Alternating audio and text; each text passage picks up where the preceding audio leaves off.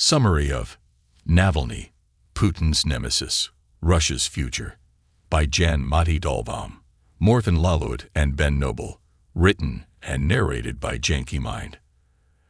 Introduction. This book is about a man named Alexei Navalny.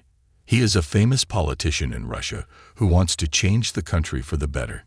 He is not afraid to speak out against the powerful people who are corrupt and dishonest. Russia has been ruled by the same person for a long time. His name is Vladimir Putin. He has a lot of control over everything in Russia, and he does not like anyone who challenges him. He tries to stop Navalny from becoming more popular and successful. This book tells you how Navalny became a leader of the people who want a different future for Russia. He started by writing about the bad things that the rich and powerful people were doing on a website called LiveJournal. He also showed people how to make noise and protest at the meetings where these people were making decisions. He created a new political party called Russia of the Future, which has many young and smart people who support him. This book also tells you what Navalny wants to do for Russia and what Putin has done to stop him. You will learn about the difficulties and dangers that Navalny faces as a politician in Russia. Lesson 1. Alexei Navalny wants to change his country. On January 17, 2021, Alexei Navalny was flying back to Russia from Germany. He had been in Germany for a few months because someone tried to kill him with poison. Many people think that the Russian government was behind this attack. A reporter on the plane asked him, "Are you scared?" Navalny was 44 years old, and he had a good reason to be scared. He knew that the Russian police would arrest him as soon as he landed in Moscow, but he was not afraid. He smiled and said that he was happy to go back to his country. He had been working hard for many years to make Russia a better place, and he was not going to give up. The main idea of this lesson is, Alexei Navalny is a famous Russian politician who wants to change his country. Alexei Navalny was born on June 4, 1976 in a small village near Moscow. His mother worked with numbers and his father was a soldier. When he was young, Russia was part of a bigger country called the Soviet Union. The Soviet Union had a different system of government and economy than most other countries. The Navalny family did not like this system.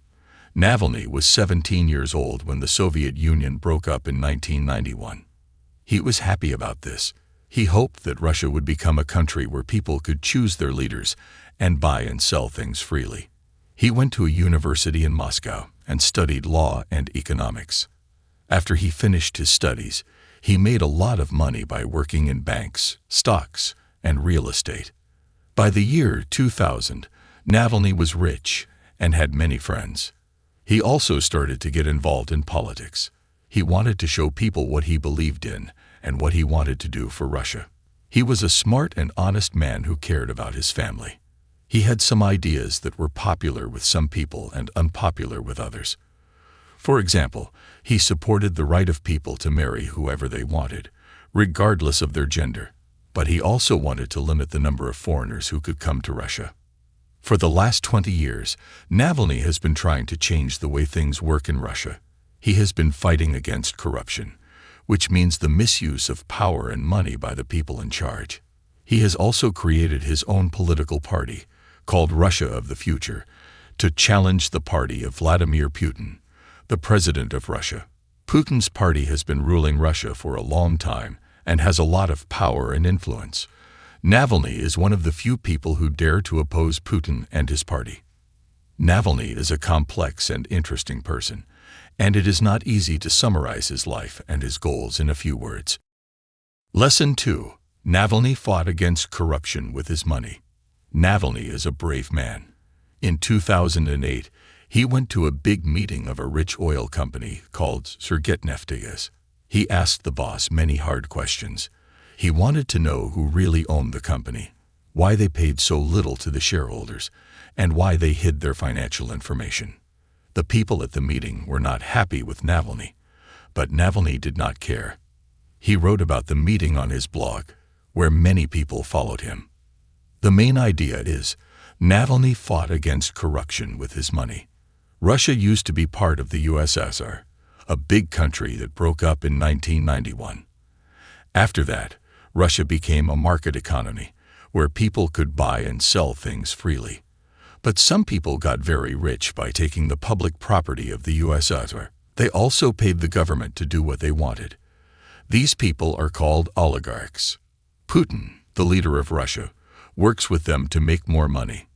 Navalny wanted to stop this corruption. In 2006, he started to buy small parts of big companies like Surgutneftegas. This way, he could see their financial information and ask them questions. He exposed their secrets on his blog. In 2010, he found out that Transneft, another oil company, had lost $4 billion when building a big pipeline. He told the government to investigate. The government did not do much, but the media started to talk more about corruption. In 2012, Navalny made fighting corruption his main goal. He created an organization called FBK. This organization collects money to investigate corruption. It also makes YouTube videos to show how the rich and powerful steal from the people. Many people watch these videos and support Navalny, but the government and the oligarchs hate him. Lesson 3. Navalny wanted to change the government of Russia. Navalny liked politics a lot. When he was young, he read books by famous thinkers like Voltaire. He also watched the news to see what was happening in Russia after the USSR broke up. When he was 40, he wanted to be the president of Russia. Navalny started his campaign in 2016. He made a YouTube video to tell people what he wanted to do. He talked about problems like unfairness, taxes, foreign policy, and corruption. He tried hard to get into the election, but the government stopped him. They said he had done something illegal with money, but that was not true. Navalny did not become the president, but he still wanted to change things. The main idea is Navalny wanted to change the government of Russia.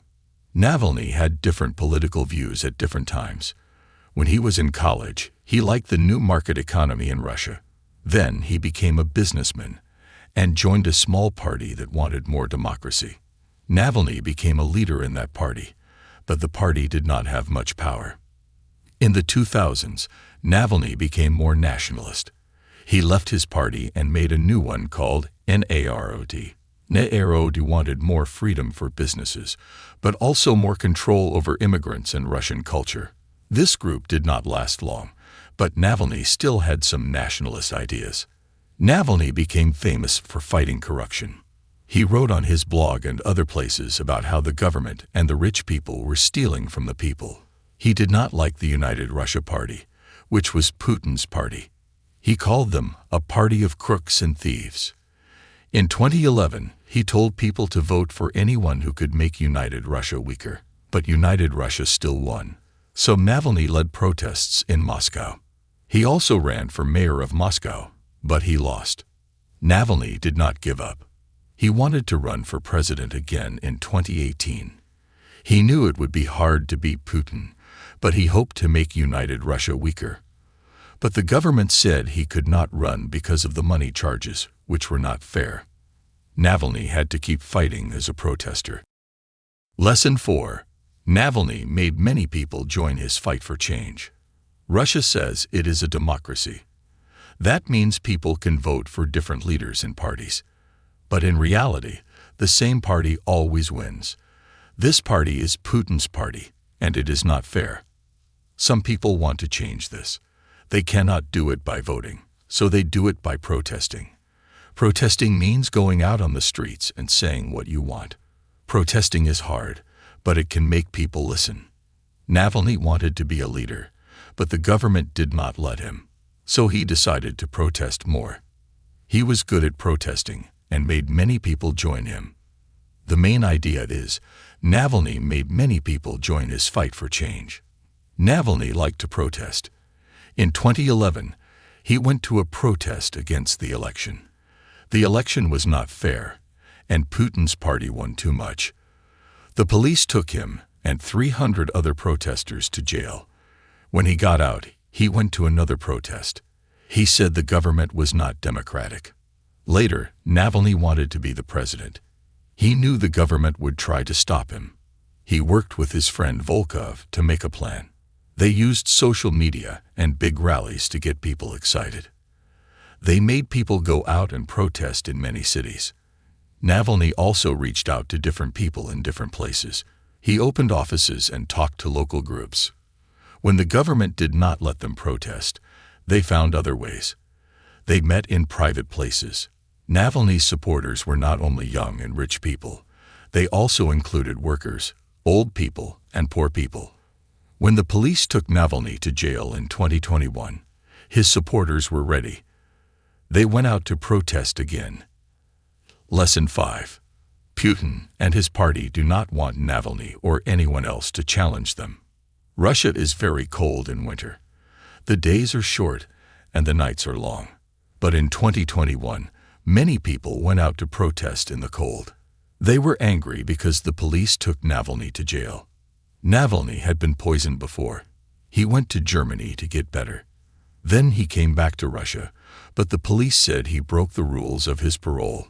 His parole was from an old case where they said he stole money, but that was not true.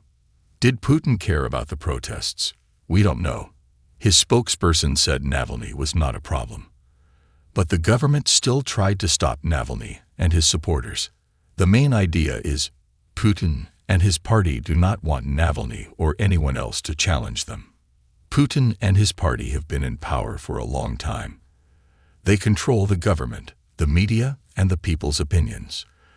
They do not want anyone to question them. They try to make Navalny look bad. One way they do this is by praising Putin a lot. They have events where they say Putin is a great leader who loves Russia and protects it from Europe. They make people think that anyone who opposes Putin is a traitor. They also try to hide any information that makes them look bad. In 2017, they made a law that let them keep secrets about any government official. This made it hard for Navalny and his team to find out the truth about corruption. They also watch the internet and stop any messages that criticize Putin. They also try to change the rules of the elections. They still let people vote, but they make it hard for anyone else to run. In 2019, Navalny and his friends wanted to run for the city council in Moscow, but the government did not let them. The only way people can show their anger is by protesting. Lesson 6. Navalny is still in jail, but his supporters keep fighting. Navalny went to court on February 2, 2021. The police took him when he came back to Russia. They said he broke the rules of his parole. He had to see the parole officers twice a month, but he did not do that when he was in the hospital in Germany. He was in the hospital because someone poisoned him. But the real reason Navalny was in trouble was not the parole. His supporters said he was in trouble because he did not like Putin and his party, and because he did not die from the poison. The court said Navalny was guilty. They sent him to jail for 2 years and 8 months. He is still in jail now, in September 2021. He is in a place where he has to work hard. We don't know what will happen to him and his ideas. The main idea is, Navalny is still in jail, but his supporters keep fighting. Navalny has a hard time in jail. The guards are mean to him. They scold him for small things, like wearing a t-shirt or talking to a guard. They also say he might try to escape, so they wake him up every hour at night. Navalny tried to protest by not eating, but he stopped after a month. He did not get what he wanted. Outside of jail, the government is trying to stop Navalny's group. They arrested his friends and his workers. They also said his group was extremist. That means they are dangerous and illegal. People cannot give money to his group, and his workers might go to jail too. Navalny did not do much in politics. He came second in the election for the mayor of Moscow in 2013. Many people know his name, but not many people like what he does. But Navalny did some good things too. He showed people the problems in Russia and how the government is not fair. He also told people how to vote smarter to make Putin's party weaker, and he made many young people want to change things. They might make Russia better in the future. Final summary. Alexei Navalny is a famous person who does not like Putin and his party. He used to be a businessman, But then he decided to fight against corruption. Corruption is when people in power do bad things with money. He wanted to make Putin's party weaker, so he started a big movement. In 2020, someone tried to kill him with poison. Then the police took him to jail for a fake reason. But many people still follow his ideas and want to change Russia. We have reached the end of this audiobook summary. Thank you for watching. This summary was created by Janky Mind, your reliable guide to learning and growth. We hope you liked it. Please share your thoughts on how the book influenced you in the comments section, and don't forget to hit the like button.